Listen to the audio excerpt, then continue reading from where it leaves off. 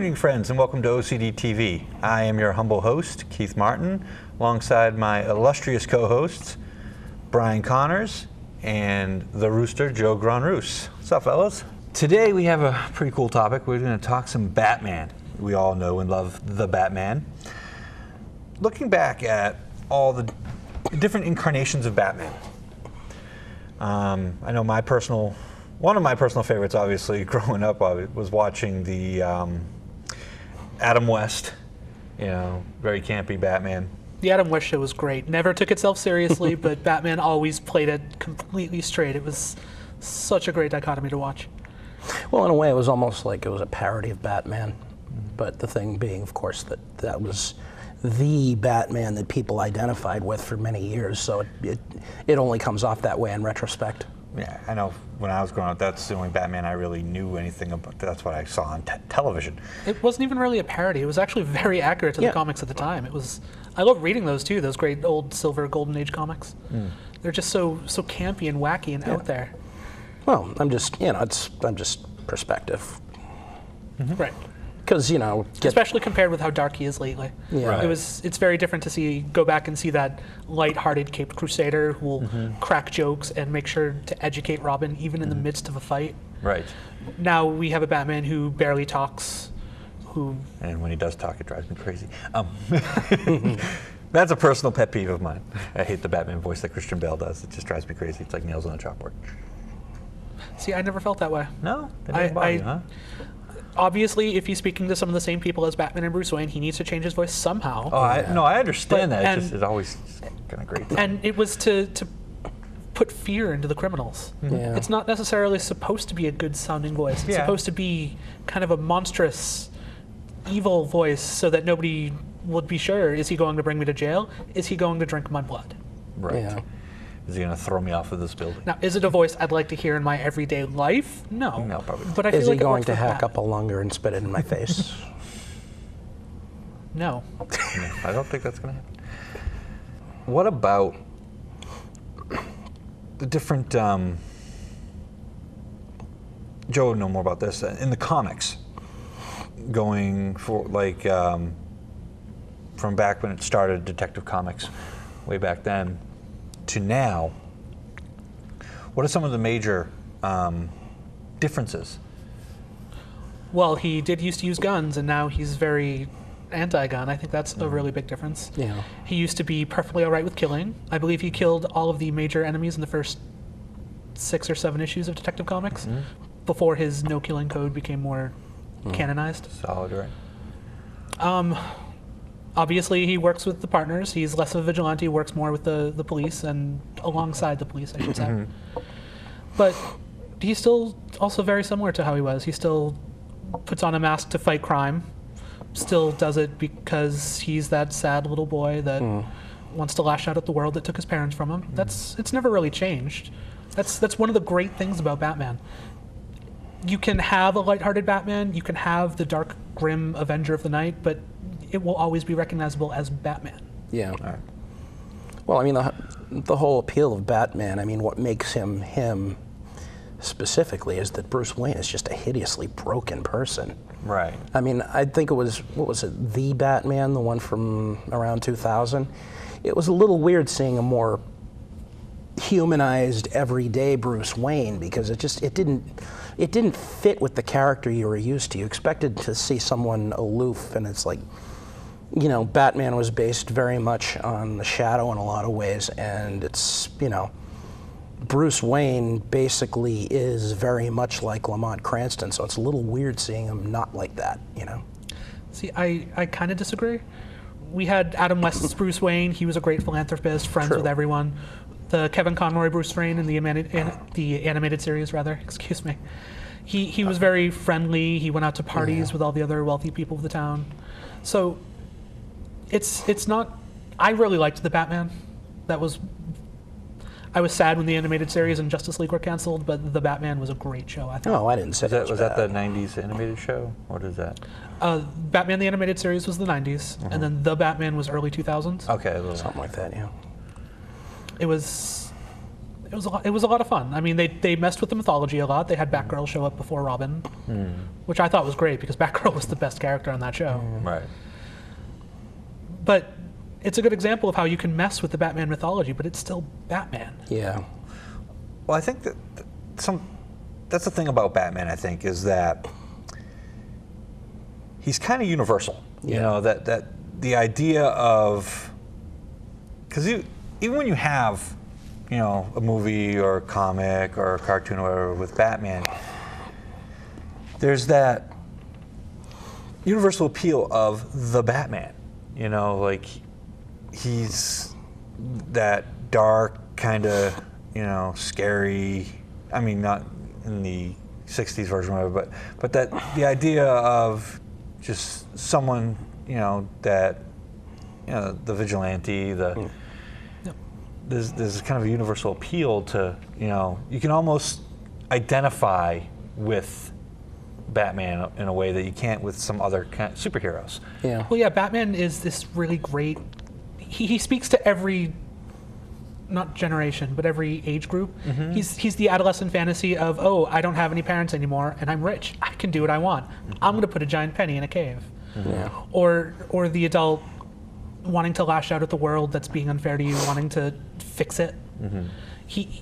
There's something for everyone in there. And for someone like Superman, I'm not, as you know, a huge Superman fan. Yeah. And it's hard to identify with someone who shoots lasers from his eyes and can't be hurt. Who can do anything he wants. But right? Batman, at the end of the day, is just a human who's using the resources at his disposal to the change the vast world. Resources. Oh, yes. That would also be part of the adult fantasy. Yeah, I feel pretty safe in saying that Justice League runs entirely on Wayne Industries money. Wayne Industries, Queen Industries, probably some Cord Industries, all the industries. At least the ones that aren't owned by Lex Luthor. Right. LexCorp. Looking at the dichotomy between, you have DC Comics with Batman, and then I kind of see Iron Man is almost the Marvel equivalent of them trying to do Batman. And they said, okay, we're going to do Batman, but I have a better idea. Let's put him in this super suit and he can bash and fly around and do stuff, which takes that whole Marvel kind of spin on the way they do their superheroes. You know, make him a little more over the top, but Tony Stark is still kind of the same kind of guy as Bruce Wayne, a little bit, except obviously in the comics he was a drunk and a womanizer and all that stuff. But and in the hands of Robert Downey Jr., who's he's drunk and talented. a womanizer. Yeah, there wasn't really funny much and acting there. He's was funny there? and outgoing. Yeah. I mean, that's one of the big things that Bruce Wayne sometimes is, usually isn't. Tony Stark is like someone's idea. It's like, well, I don't like Batman, but I like the concept of the character, so I'll redo it my way. Well, Marvel actually thinks that a lot. A lot of their characters are taking like aspects of Batman and trying to mold it to their Marvel formula, and a lot of them have worked. Iron Man, like you said, or there's Moon Knight, who's the Grim Avenger of the Night, multiple personality disorder, which I'm sure Batman doesn't suffer from. He has his own disorders, but multiple personality is not one of them. There's Spider-Man as the ultimate adolescent fantasy, the wisecracking web slinger. Right, yeah. Who can get do whatever he wants. There's Captain America, the peak of human physical conditioning, which is very close to Batman, I think. Yeah. Batman, of course, doesn't do drugs. Right. Like some people do. Well, he didn't do drugs. He was injected with drugs. Yeah. Well, Shove me in Captain America's house. I will say, though, it tells you something about Batman, that he's the only character he's the only good guy in the DC universe that feels the need to be constantly armed with a small shard of kryptonite, just in case. Well, depending on the continuity, Superman trusted Batman with that kryptonite. True. But he is ultra prepared. Yeah. Always ready to expect the unexpected. But he's still very human. Yeah. He's one of those characters that can be put into a Justice League story that takes place in the furthest reaches of space, or he can be investigating a mugging in an alleyway. He fits so many different settings. Do you think that they could do another live-action Batman show on television and do it justice, do it good? I think they could. I mean, look at how long Smallville lasted. I hear Arrow's doing good, although I haven't watched it myself.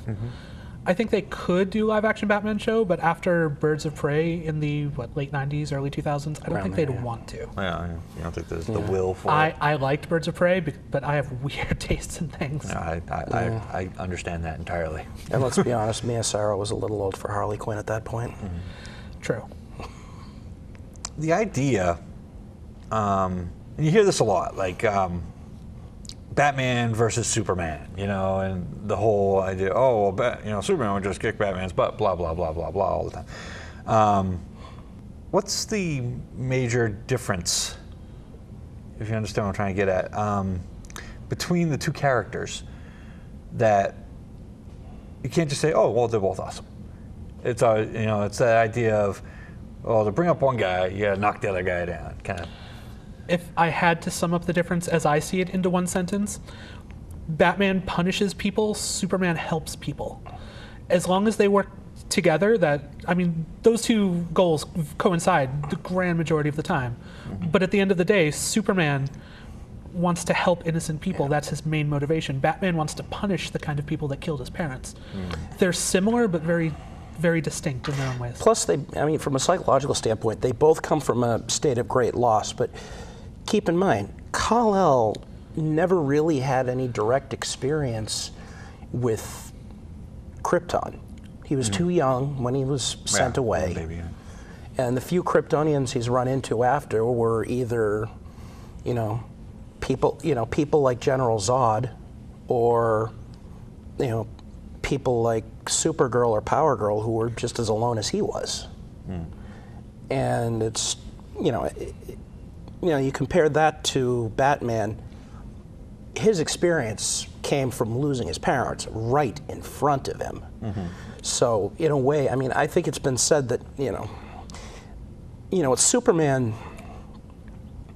Superman is Clark Kent in a costume. Right. Batman is who Bruce Wayne is. Bruce Wayne is just an act. Yeah. That, I think, is the biggest Bruce Wayne difference. is the costume. Right. That makes sense. That's pretty cool. Let's switch up it a little bit. Let's talk some Batman villains. What is your favorite Batman villain? The Wrath. Oh my God, I love this question. The Wrath. See, nobody knows who the Wrath is Right, I was because gonna say who? the first Wrath was in one story back in the 80s. Okay. He was what Batman himself called his counterpart from the other side. He was basically evil Batman. Okay. But in a more direct way than like the Joker is chaos to Batman's order. The Wrath was the child of two Bonnie and Clyde type criminals who were gunned down by policemen, and he traveled the world learning how to become the perfect criminal. That's awesome. He called himself the Wrath, and there was a big W on his helmet, so in silhouette he looked like Batman. He looks just like Batman. That's awesome. It was a great story. They tried rebooting him for actually the Batman, which we talked about earlier, had the Wrath and his partner Scorn. They keep trying to bring him back, but it never really sticks because. And they've had like other evil Batman too. Prometheus was a villain who could upload fighting styles into his brain, and he was sort of set up to be like an evil Batman. But the Wrath was just this pure, let's take Batman, but he's a bad guy now. Right. Do it. Because that appeals to me. I like that whole idea because I'm a fan of that whole mirror darkly kind of ideal of you take a good character and flip it around. And I love Mirror Universe stories. Oh, Mirror Universe. I love them so much. Star Trek, it's great. The Mirror Universe stories. For my part, I tend to. It's actually, two vertexes of one of the biggest love triangles in comics: Harley and Ivy. And what I like about them is that they do horrible, horrible things, but they're essentially sympathetic characters. And it's like evil is not. Evil doesn't sit around twirling its mustache, Evil comes from people who think they're doing the right thing, but they're doing it for all the wrong reasons. And I think, on the one hand, you have someone who's basically a genius forensic psychologist, and the other one is equally as much a genius botanist. They're both really, really broken people, and it's... it also touches on, how comics tend to be a lot more fearless about LGBT issues than TV, but that's that's another show entirely. Right. Growing up, I've always liked the Riddler. I don't know. I always thought he was kind of fun. I mean, going back to the '60s show, and I've always kind of liked him. Well, Frank Gorshin was great. Well, someone made a bunch of posters for a theoretical Dark Knight movie that obviously it was sort of meta fan fiction, but they had cast David Tennant as the Riddler, and I thought that was just so incredibly perfect. Yeah. See, I would have been fine with Jim Carrey again, personally. Yeah, I was going to say, I was just about to say that I've actually liked Jim Carrey as the Riddler in... He had this great Frank Gorshin energy and vibe going. It was probably the best part of that movie. With the little cane there, and he spins it around. That's pretty cool. What are some of the more... Because we know that Batman villains, there's some really goofy ones out there. So what do you think is like the most ridiculous Batman villain? There was the Clock King, whose power was being on time to everything. Really? Yes. Actually, he was in a few episodes of the animated series. Oh, wow. Back in the 90s. His power was he was very punctual. So, like, if he and Batman were fighting on a rooftop, he'd know that the 8:15 train always ran 2 minutes late and would be coming right now. And so he'd jump to the train. That's awesome. Or there was Crazy Quilt. I'm not even sure what his thing was, but he wore a patchwork quilt as a costume, which is wacky as heck. It is kind of crazy. Joel Schumacher's Bane never bore a resemblance to the actual original character. Seemed to serve absolutely no purpose except muscle for Poison Ivy. Oh, okay. I was going to say that from that movie. Bane is actually another case of a character that, at least when properly done according to the original concept, is actually a fairly sympathetic character. Well, because it's just to a point. Well, yeah. I mean, he was born in a prison. Right. He was charged with his father's crime just because he was born in the prison. Yeah. But then he came out and decided, I'm going to release all of Batman's villains and then break his back. That was where, to me, he stopped being sympathetic. At least with Harley and Ivy, they can make the argument that they're just living their life and Batman's chasing them down.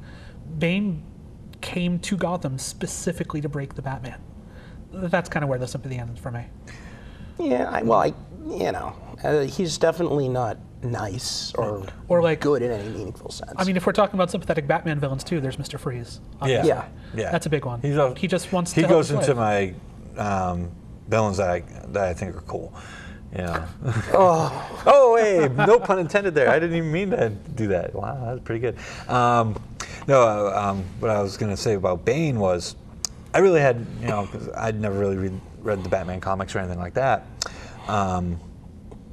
I really didn't know who Bane was. I saw, the movie with Poison Ivy, Bane, whatever. So then when they said in Dark Knight Returns, whatever it is, the main villain's gonna be Bane. I'm like, really? Bane?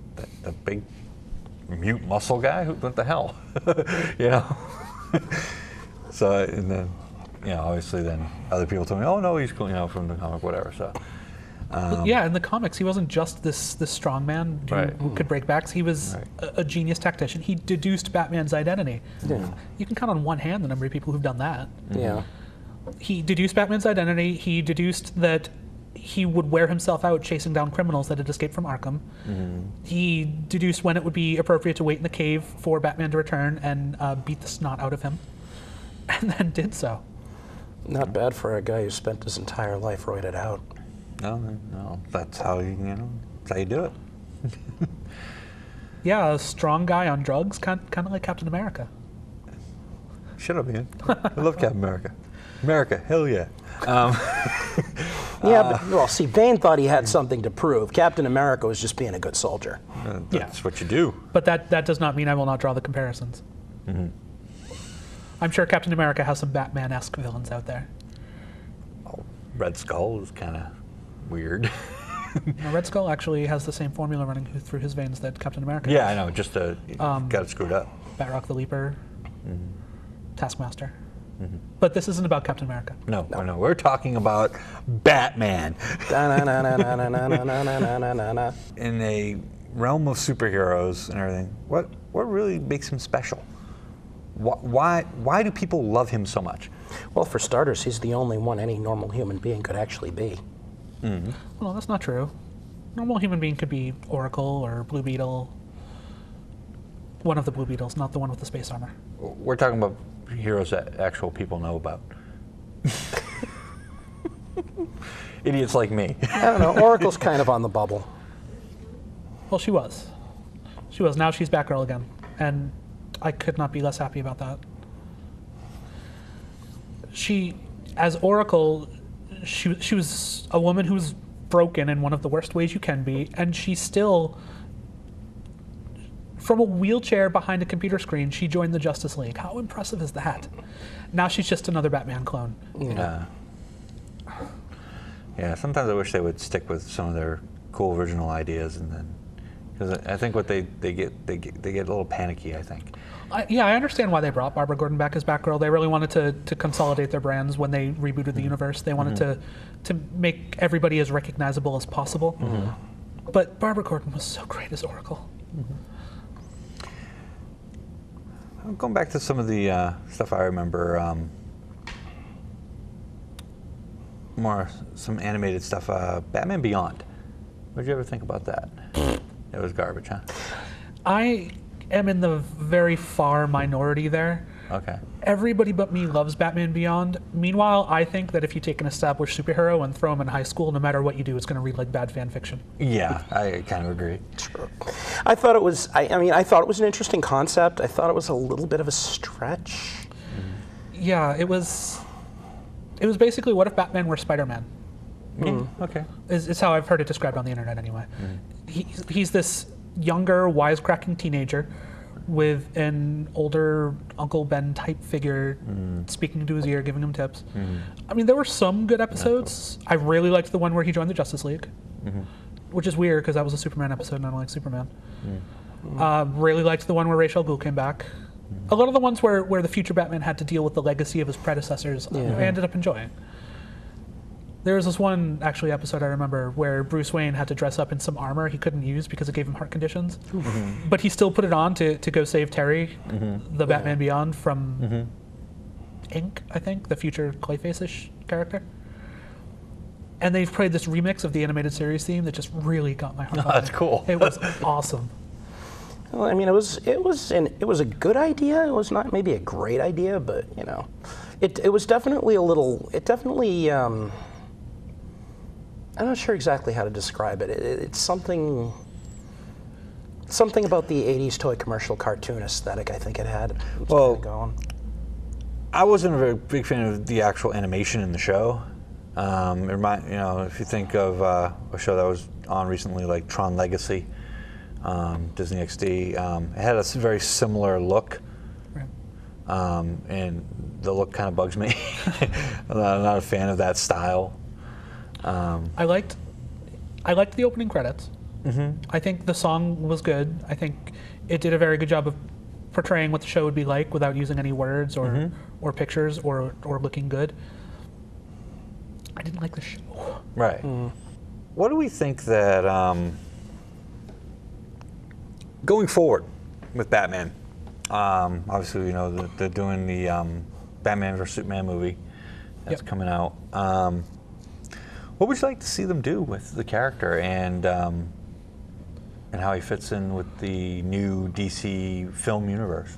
In that movie, or going in general, forward going forward with the character in that new, because obviously they're trying to do what Marvel's doing with the Avengers. Right. So where do you want to see them go with this character? Well, I am really excited for Superman vs. Batman. It's going to be the first time we see Wonder Woman live action on screen. Of course, the first time we saw Wonder Woman in a big screen movie was the Lego movie that just recently came out, which will never stop being funny to me. That's going to be funnier than it has any right to be. That's how I feel about that movie. I've seen like all kinds of commercials for that movie, and I'm just like, it's going to be so funny, but it really shouldn't be. But yeah, keep going. So as long as Superman versus Batman doesn't paint Batman as this, I'm useless because I'm human, I need these superpowered people to do my job for me. I never like it when they try to do that. Yeah. Because Batman, he's a triumph of humanity in the end. It shouldn't be, because if Batman needs Superman and Wonder Woman to save him all the time, it's like saying humans need help. And I don't feel like that's a good message. Yeah. I don't know if I'm sounding right when I say this. No, I think it makes sense because it makes sense. Batman, Batman should be able to get on, on his own initiative. He's, Right. I would say in a way, before Barbara Gordon was Oracle, he was. Because, his thing is he's really smart and has a lot of resources to put towards what he wants to do. So, Batman, he'd probably get into a few scrapes where superhuman capability would come in handy. But for the most part, he doesn't need to. He's capable of reasoning his way out of a situation that would normally be brute force. So yeah, if he knows a fight is going to happen, he's already won it in his head. Yeah, let's not. If like Metallo or I don't know, pick a Superman villain. If they surprise Batman on the streets one day and he's not ready for them, yeah, he's probably going to get his butt kicked. Yeah. But if he knows he's going after them, if he knows that he can put the fight on his grounds, on his terms, the internet loves saying Batman loves prep time. It's because it's true. Yeah. Batman with prep time could beat literally anyone. Yeah. But as for the movies, which we kind of moved away from, I'd like to see. I loved the Dark Knight trilogy. Okay. I loved 2/3 of the Dark Knight trilogy. The last one kind of got all up its own butt, but whatever. Okay. I'd really like to see Don't a they Batman always? franchise, especially with Ben Affleck, who loves the character, and who I don't think will be as bad in the role as the internet seems to think. Why does the internet keep saying things? I don't Because know. it's Ben Affleck. He's been a running joke ever since he dated Jennifer Lopez. But he's actually a decent actor. He's a good actor. I like him. Especially when he's acts in things he's written. Right. Yeah. And I think part of the reason they would have brought him on is to do some script doctoring work Yeah. We don't want him to write a little bit. on Superman versus Batman and whatever Batman movie comes afterward. I'd like to see a slightly more lighthearted Batman, though. Okay. Not quite as dark. Not Like, as I mean, grim. my favorite Batman adaptation is the Brave and the Bold cartoon. Okay. I don't know if either of you have seen it. It's very much in the vein of the Adam West series, Okay. but not. It takes itself a little bit more seriously, but it's still a kind of little- campy. Yeah, I mean, it was Batman was voiced by Diedrich Bader, Oswald from the Drew Carey Yeah. show, Okay. which I was skeptical about at first, but he has this great gravitas. The voice is perfect, and every episode has Batman teaming up with a different superhero, or in some cases, more than one superhero, or in at least one case, the Joker. That was a fun episode. Oh, that's cool. And it never shows him as useless, which is what I hate when people do. Like, sometimes you read a story and Batman will come off as useless and needs the superhero to save him. I don't like that. Well, that's what on TV tropes they call that the Worf effect, where basically the toughest character in the cast is always jobbing for the bad guy just to show how tough the bad guy is. Right. Right. And I don't like that. No. But The Brave and the Bold did this great job of showing Batman, a lighter-hearted Batman who is still fully capable of holding his own with Superman next to him, with Wonder Woman next to him, with Green Lantern next to him. It always showed that Batman could handle himself. And that's what I'd like to see in the movies, even if they go into like what I think they're going to do is a bunch of team-up movies. Like, I wouldn't be surprised if the next movie announced were Batman Wonder Woman. Well, if you've ever seen, this is going to sound kind of silly and airheaded, but if you've ever seen Pete Holmes' Badman on collegehumor.com, it's mostly parodies of what I like to call Patrick Batman, the Dark Knight Batman, and it's Patrick Batman. The most recent one they did was was Superman coming to him for a team up, and Batman basically complaining that it would be useless because Superman's too powerful, so it would just be boring. So yeah, I mean that's basically the same point you're making, Joe, and that's what they have to avoid. Right. Well, unfortunately, guys, that is all the time we have. Great show, great talk. We'll see you guys all again on the next time on OCDTV. Stay awesome.